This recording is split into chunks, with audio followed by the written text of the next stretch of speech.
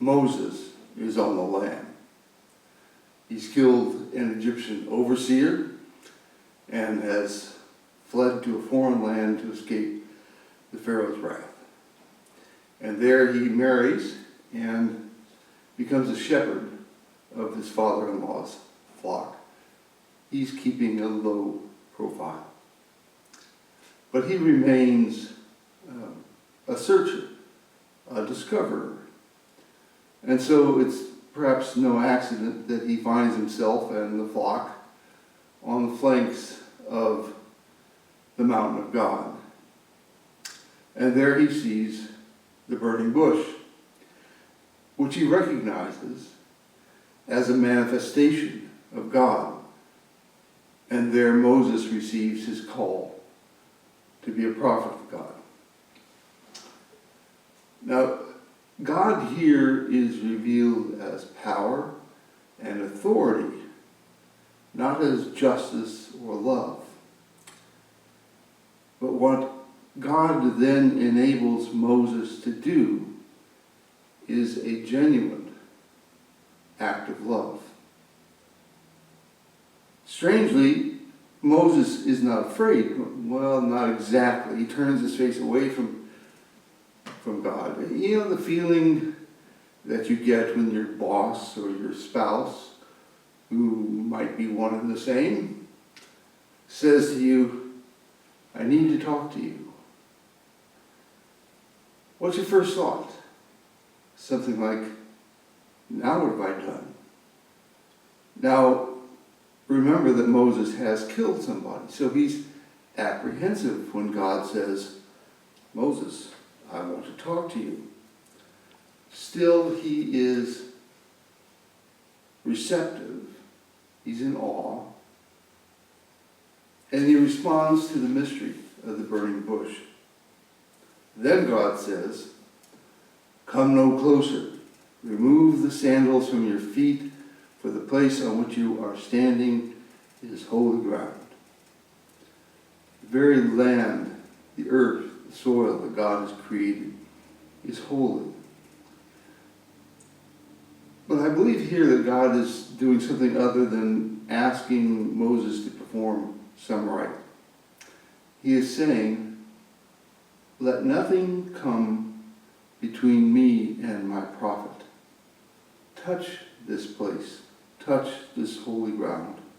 Touch me." God's power is revealed, but so is his love. When Moses despairs, when he says, "Who am I that I should go to Pharaoh and bring the Israelites out of Egypt? Who am I?" He's like us when we think that we're capable, we're really able to handle something, and then we run into some circumstances. We're confronted with something that makes us think, well, maybe we're not as capable as we thought we were. You know, Tomas and I are restoring an old sailboat, and we're almost to the point of being able to launch her. And I've done a lot of sailing, but you know, it comes to me that it's been 18 years since I had my hand on a tiller. Since then, I've had arthritis and a knee surgery, and you know, I'm not as agile as I once was. I can't handle the foredeck work. So I'm forced to say that I'm not as capable as a sailor as I used to be. On the other hand, Kaisa has said that she wants to learn sailing. So Kaisa, you're going to be on the foredeck. You're going to learn all about jibs and genoas.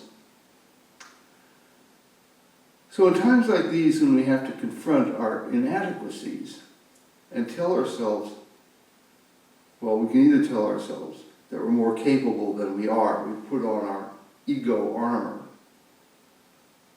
or we can decide to trust God and ask for help. What did Moses, or what do we have to lose? After all, God knows us better than we know ourselves. And he says to Moses, "I will be with you."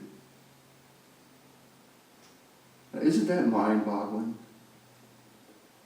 That the God who cannot be described, the great I am of the universe, will walk with Moses and with the people of Israel through all the trials to come.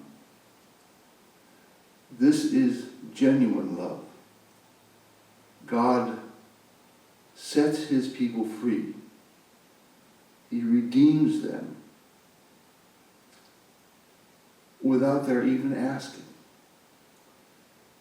And he will walk with them to the land he has promised, a good and broad land, a land flowing with milk and honey. God has created all things, even the holy ground upon which Moses stands. And he saves those who are separated from him. In this passage, in fact, in the whole history of Exodus, it is revealed that even creation itself must be seen in the light of redemption. That creation and redemption are one process, an ongoing, a continuing process, which is the way God acts in this world. His justice and his power cannot be separated from his great love for his creation. Can you feel this in your lives? Do you stand in awe and wonder at the creative and redemptive power and love of God? In the words of Paul, let love be genuine. Hate what is evil. Hold fast to what is good. But what is genuine love? Love is a word that's often misused and abused. What is genuine love? See that cross on Golgotha upon which a man is nailed and dying? That is genuine love. The Christ is as hard to describe as the great I am. But we know he loved us because he died for us, that we might have new lives, that we might cast off our old lives and enjoy and gratitude experience the love of God. But do we experience God's love? In Matthew, we see that even Peter, Jesus' most enthusiastic disciple, didn't get it. When Jesus revealed all that he would have to go through, Peter says, God forbid it, Lord. This must never happen to you. God forbid it. God ordained it. Jesus rebukes him, you are a stumbling block to me, for you are setting your mind not on divine things, but human things. God has set Jesus a task, and to attempt to stay him in the completion of that task is not a loving thing to do. Peter, your love is not genuine. It is human love. But it is not love in the dimension of the cross. Christ must die to fulfill his task, to fulfill his life, and to enable us to become Christ. What would Jesus have gained by turning away from the cross? For those who want to save their life will lose it, and those who lose their life for my sake will find it. For what will it profit them if they gain the whole world but forfeit their life? When did you last let someone kill you? Hurt you, insult you, cheat you, betray you, all the different ways that we kill each other. When did you last allow someone to behave that way and allow it not to hurt you inside out of love for that person. Chew on that for a while. Because that's not the human way. We want to get our revenge or whatever. But it is the way of Christ, who died, who allowed us to kill him as a sign of his love in order to save us. Then Jesus told his disciples, if any want to become my followers, let them deny themselves and take up their cross and follow me. Have you taken up your cross over and over and over again? Is your love genuine? Paul wrote to the Romans, let love be genuine, hate what is evil, hold fast to what is good. Love one another with mutual affection, outdo one another in showing honor. Paul gives us a long list of the signs of genuine love. Do not lag in zeal, be ardent in spirit, serve the Lord, rejoice in hope, be patient in suffering, persevere in prayer. Is that you? These aren't rules, you know. Paul is not saying that you have to do these things to get saved. They aren't rules.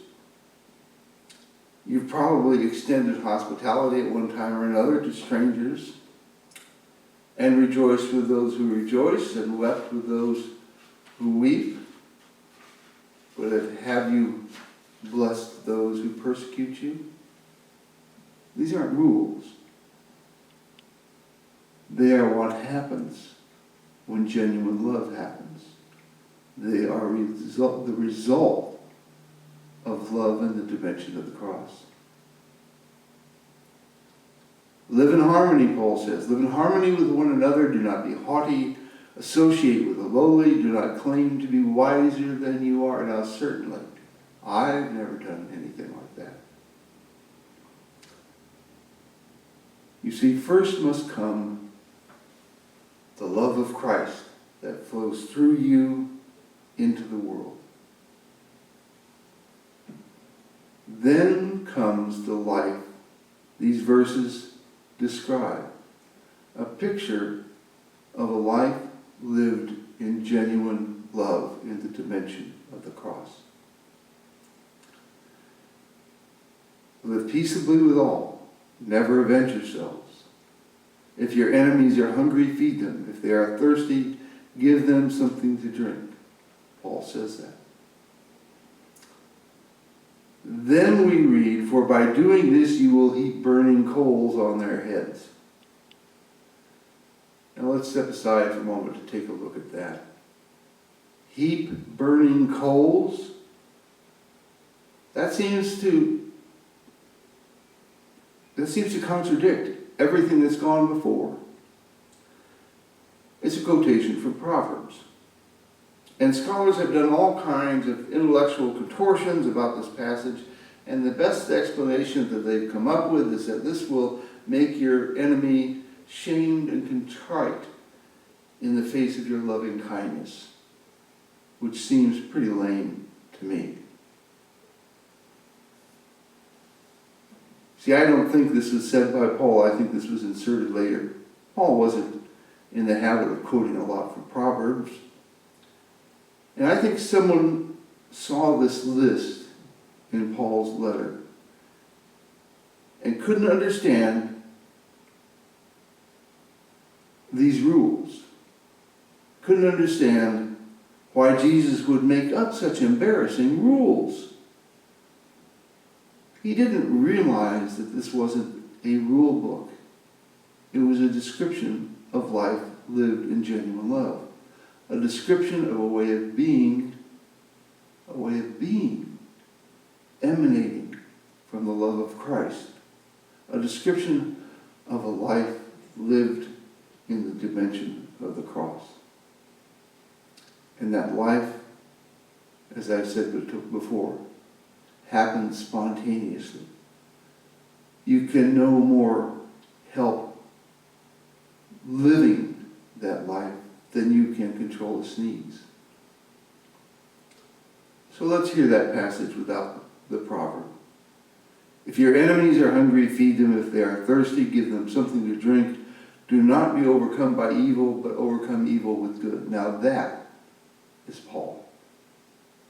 This is one of Paul's considerations of the nature of the Christian community.